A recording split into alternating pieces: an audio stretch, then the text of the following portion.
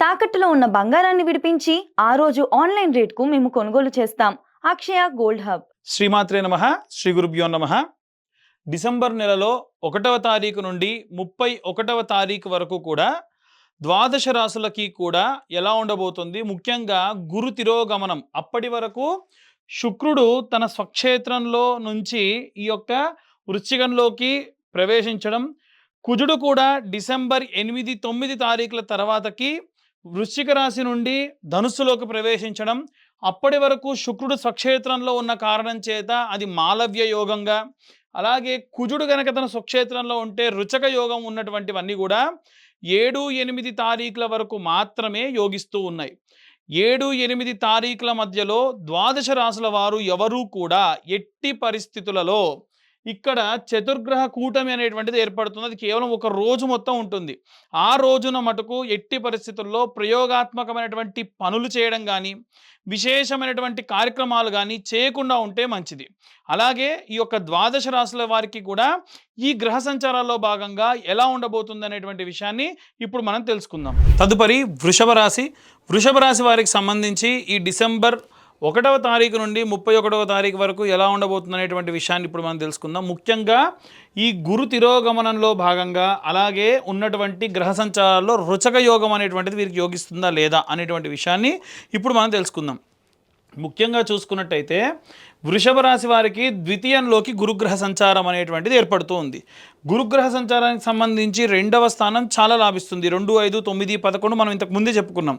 కాబట్టి గురుగ్రహానికి సంబంధించి ద్వితీయంలోకి వచ్చేది 8వ తారీఖు తర్వాతకి. అప్పటి వరకు కూడా వీరికి కాస్త ప్రతికూల పరిస్థితులు ఉంటాయి. 8వ తారీఖు తర్వాతకి గ్రహ సంచారాల్లో విపరీతమైన మార్పులు ఉంటాయి. దానివల్ల వీరికి ఖచ్చితంగా లాభిస్తుంది.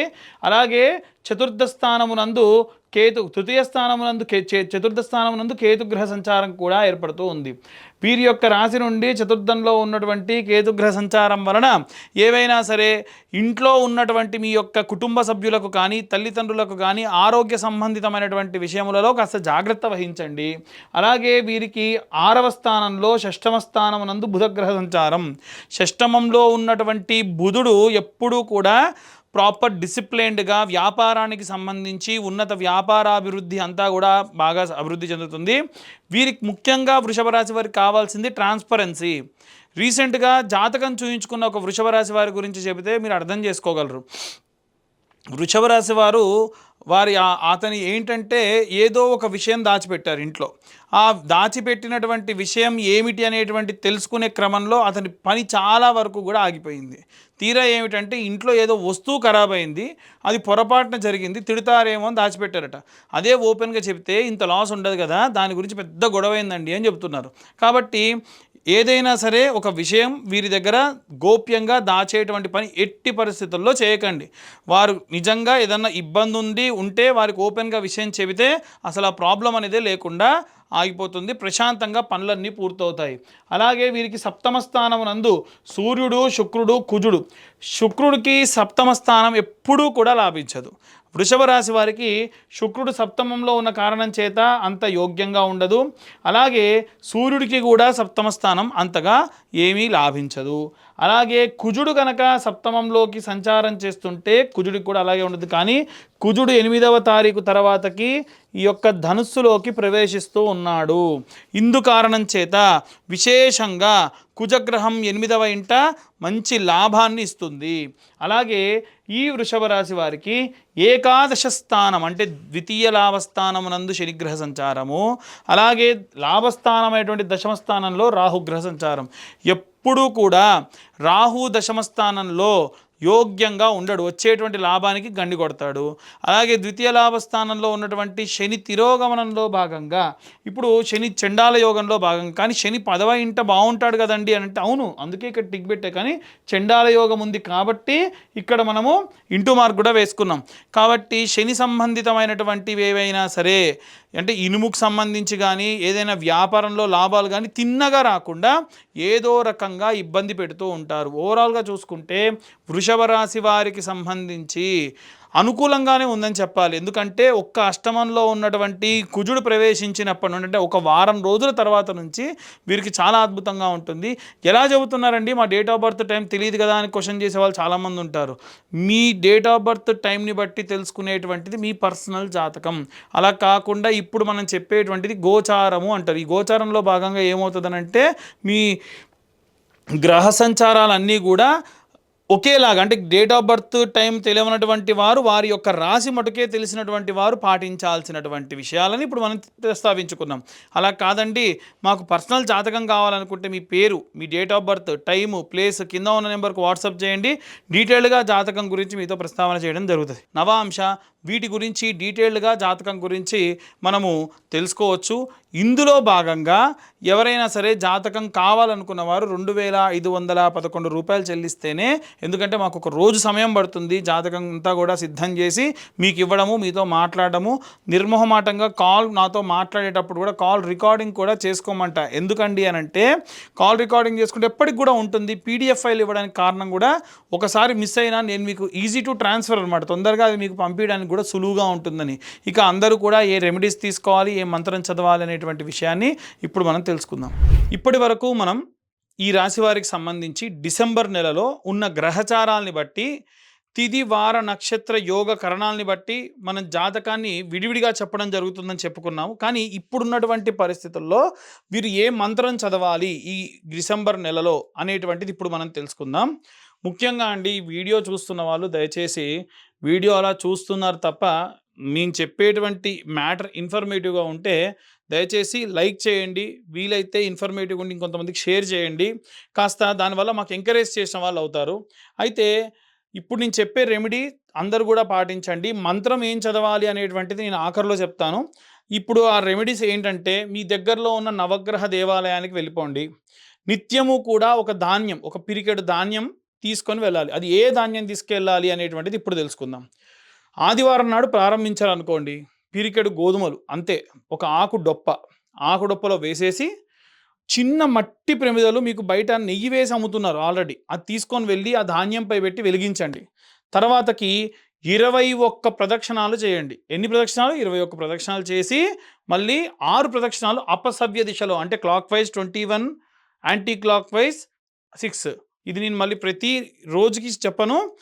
మీరు నవగ్రహాల గుళ్ళో ఎప్పుడు ప్రదక్షిణ చేసినా 21 ప్రదక్షిణాలు చేయాలంటే 7 గ్రహాలకి 7 మూళ్ళ 21, రాహుకేతువులకు యాంటీ క్లాక్ వైజ్ డైరెక్షన్లో 2 మూళ్ళ 6 ప్రదక్షిణాలు, మొత్తం 27. అందుకే 27 నక్షత్రాలు మనకు ఉంటాయి నవగ్రహాల్ని బేస్ చేసుకొని.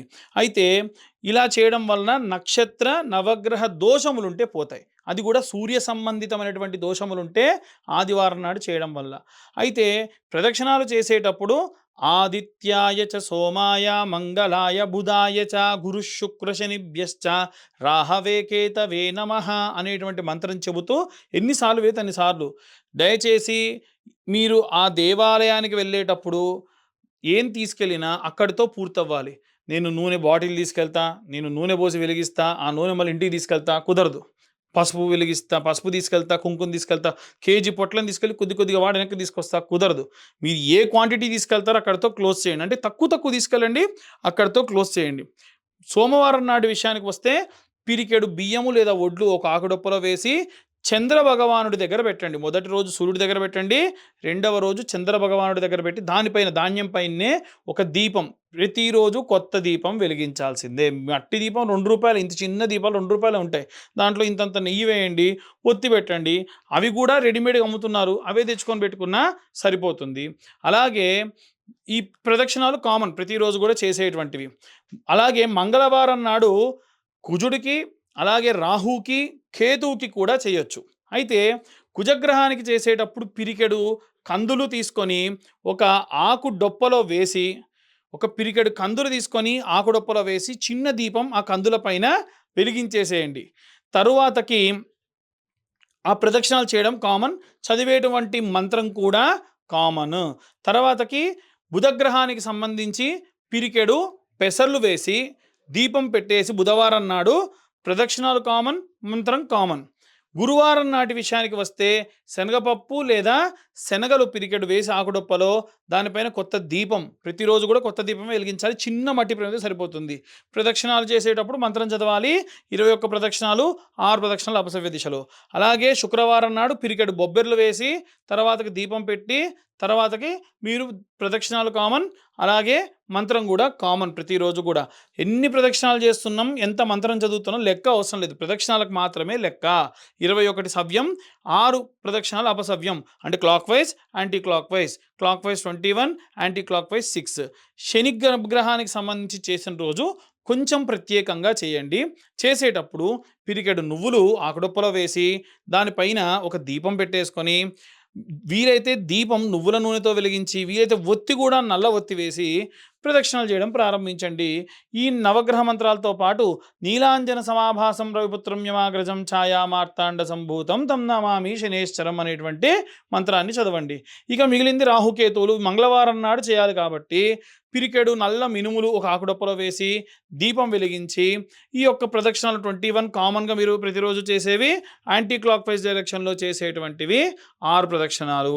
అలాగే కేతుగ్రహానికి కూడా ఆకుడొప్పలో నల్లటి రంగులో ఉండేటువంటి ఈ యొక్క ఉలవలు వేసి దానిపైన దీపం పెట్టి ప్రదక్షిణాలు common 21, anti clock wise 6. In case రోజు మీరు ఏమైనా పండ్లు తీసుకెళ్తారా, ఒక 2 పండ్లు తీసుకెళ్ళండి, అంతకు మించి వద్దు. ఏ గ్రహానికి మీరు తీసుకెళ్తే ఆ గ్రహానికి తీసుకెళ్ళండి. లేదు ప్రతి గ్రహానికి కూడా బెల్లం ముద్దలు పెడతా అంటే చిన్న సైజులో బెల్లం ముద్దలు ప్రతి ఒక్క గ్రహానికి పెట్టండి.